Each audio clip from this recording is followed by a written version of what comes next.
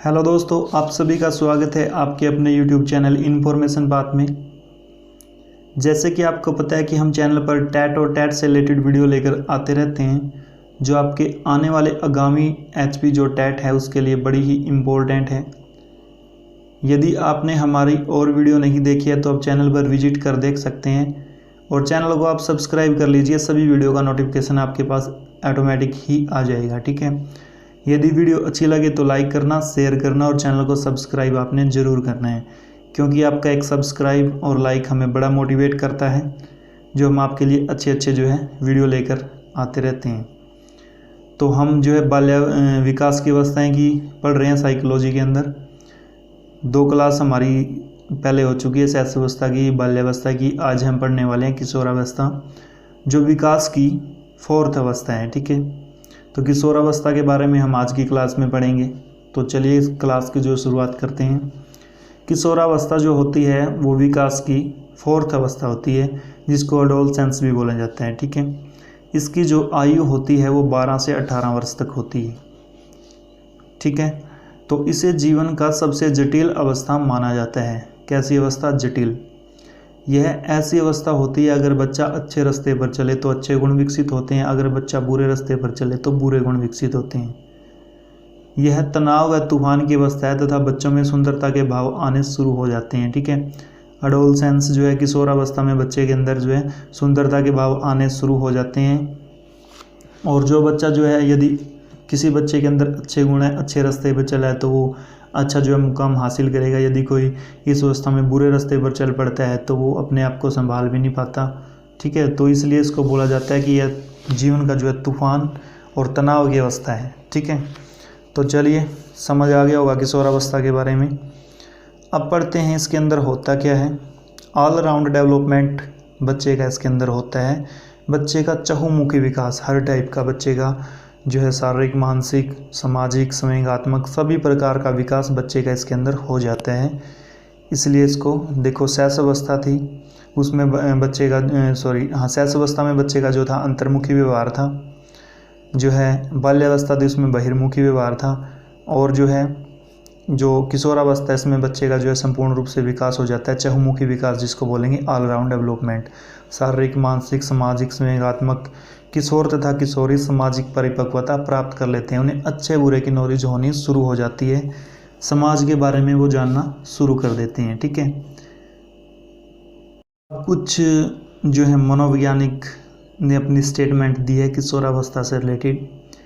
सबसे इम्पोर्टेंट, मैं बार बार बोलता हूँ, मोस्ट इम्पोर्टेंट जो है आपकी ये परिभाषा है स्टेनले हॉल वाली, मोस्ट।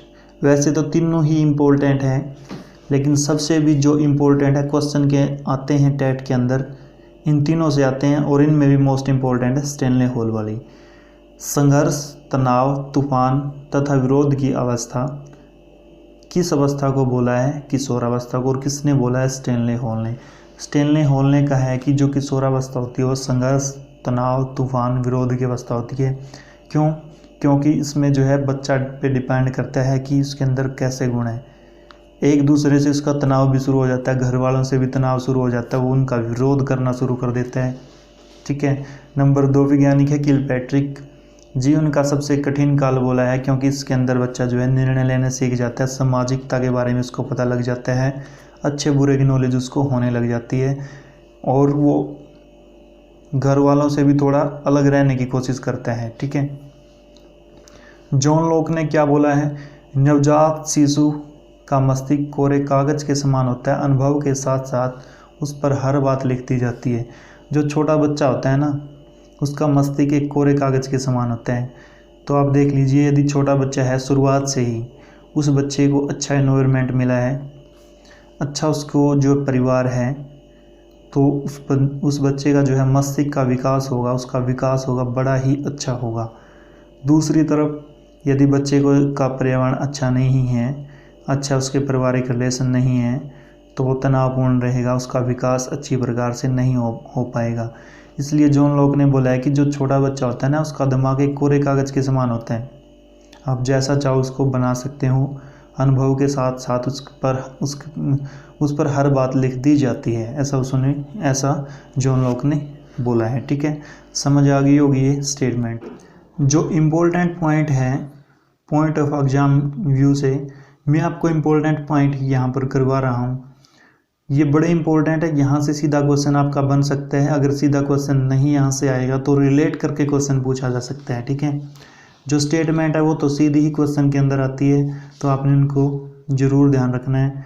तो वाटसन एक मनोवैज्ञानिक हुए, उन्होंने बोला कि मुझे एक बच्चा दो और बताओ उसे क्या बनाऊं, इंजीनियर, डॉक्टर या अन्य।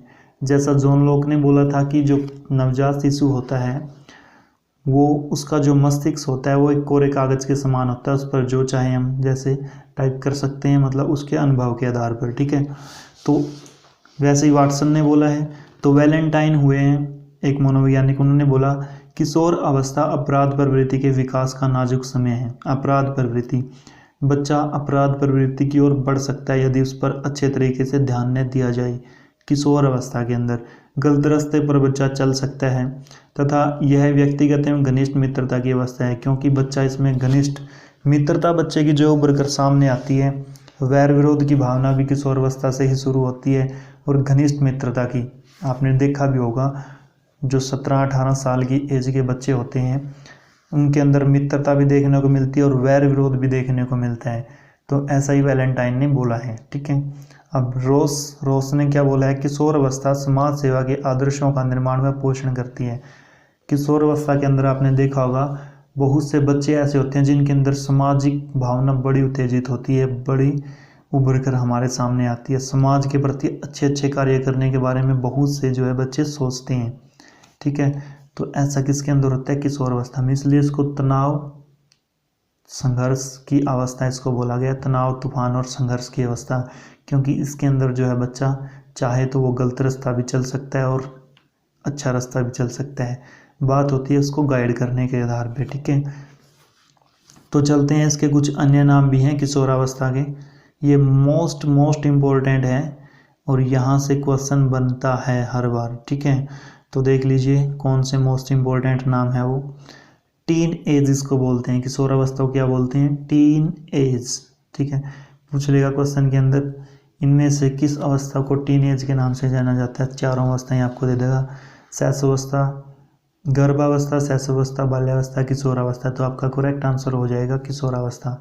एज ऑफ ब्यूटी, क्योंकि बच्चा इसके अंदर अपनी ब्यूटी की तरफ सबसे ज़्यादा ध्यान देता है। वो बच्चा सोचता है कि समाज के अंदर मैं सबसे अलग दिखूं, सभी मेरे को चाहें, सभी मेरे को देखें, चाहे लड़का हो या लड़की। इसलिए एज ऑफ ब्यूटी भी इसको बोला गया है। सुंदरता की तरफ सबसे ज़्यादा ध्यान देता है बच्चा, आपने देखा होगा।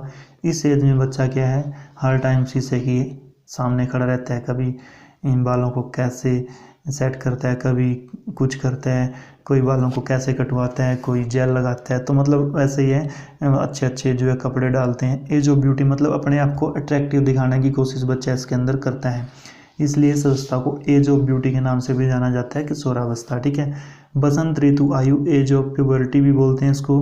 उथल पुथल की अवस्था, क्योंकि बच्चा जो है वैर विरोध की भावना में भी इसके अंदर घुस सकता है, तो इसलिए उथल पुथल की अवस्था भी इसको बोलते हैं। देशभक्ति, वीरता का काल, देशभक्ति की भावना बच्चे के अंदर आ जाती है। वीरता का काल, जैसे किसी को अपना वो है सिंबल बनाता है, जैसे भगत सिंह हो गया, भाई मैंने तो उससे भगत सिंह के जीवन से प्रभावित होगा। सुभाष चंद्र बोस के जीवन, जो आज़ादी के हमारे देशभक्त हैं, उनके जीवन से प्रभावित बच्चा होना शुरू हो जाता है।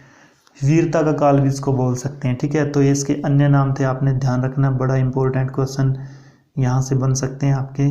तो मोस्ट इम्पोर्टेंट है, इम्पोर्टेंट आपने ध्यान रखना है बिल्कुल। साथ ही साथ चाहे तो आप नोट्स भी बना सकते हैं। ठीक है, तो चलते हैं किशोरावस्था की विशेषताओं पर। अब पढ़ते हैं किशोरावस्था की विशेषताएं क्या क्या होती हैं इसकी। शारीरिक विकास और परिपक्वता आ जाती है, बच्चे का शारीरिक विकास हो जाता है, मैच्योर जो है बच्चा हो जाता है, परिपक्वता उसके अंदर आ जाती है। मानसिक विकास बच्चे का बहुत ज़्यादा इसके अंदर हो जाता है। बच्चे अमूर्त चिंतन, एब्स्ट्रैक्ट थिंकिंग करते हैं, मतलब जो चीज़ें नहीं दिखाई देती उनके बारे में अमूर्त चिंतन भी करना शुरू कर देते हैं। तार्किक, लॉजिकल थिंकिंग भी उनकी डेवलप इस अवस्था के अंदर हो जाती है। औपचारिक, फॉर्मल। ठीक है, तीव्र शारीरिक परिवर्तन, आपने देखा होगा लड़के लड़कियों में बड़े परिवर्तन इस अवस्था के अंदर आते हैं। ठीक है, सबसे मोस्ट इम्पोर्टेंट इसका पॉइंट है विपरीत लिंग के प्रति आकर्षण हो जाएगा। ठीक है, विपरीत लिंग के प्रति आकर्षण जो है किशोरावस्था के अंदर ही होता है। संवेगों में परिपक्वता, जो उसके संवेग हैं उसमें परिपक्वता आ जाएगी। आत्म सुरक्षा की भावना, आत्म सुरक्षा की भावना बच्चे के अंदर आ जाएगी। आत्मसम्मान की भावना, नेतृत्व का विकास, समूह के सक्रिय सदस्य हैं। बच्चा जो है समूह का सक्रिय, अपना जो भी उसका ग्रुप है उसका सक्रिय सदस्य बनने की कोशिश जो है करता है। ठीक है, तो कुछ और विशेषताएं हम किशोरावस्था की पढ़ते हैं। बच्चा अपनी सुंदरता के बारे में सोचता है, वह सोचता है कि खुद को दूसरों की नज़रों में सुंदर कैसे दिखाएं। तो किशोरावस्था के अंदर बच्चा जो है सुंदरता के बारे में बड़ा सोचता है। वो सोचता है कि सबको अपनी ओर अट्रैक्ट करे, इसलिए वह तरह तरह के फैशन करता है, फैंसी ड्रेस डालता है, फैंसी टाइप की फैशन जो है बच्चा करता है। ठीक है, लड़का हो या लड़की। इस अवस्था में बच्चे धार्मिक संस्थानों रीति रिवाजों के बारे में सोचना शुरू कर देते हैं। जो धार्मिक संस्थान हैं, जो अपने रीति रिवाज हैं, उनके बारे में बच्चा सोचना शुरू कर देता है। बच्चा सहयोगी बनता है, सहयोग की भावना उसके अंदर उत्पन्न होती है। इस अवस्था में बच्चा अपने परिवार में अपनी पहचान बनाने की कोशिश करता है, समाज में भी पहचान बनाने की कोशिश बच्चा इस अवस्था में करता है। अब क्वेश्चन यही हो जाएंगे, ये ऐसे ही बन जाएगा कि किस अवस्था को जो है एज ऑफ ब्यूटी बोला गया है, या किस अवस्था में बच्चा जो है सुंदरता की भावना विकसित करने की कोशिश करता है। तो आपसे ऑप्शन दे दिए जाएंगे, शैशवावस्था, गर्भावस्था, किशोरावस्था या फिर बाल्यावस्था। तो आपका करेक्ट आंसर हो जाएगा किशोरावस्था।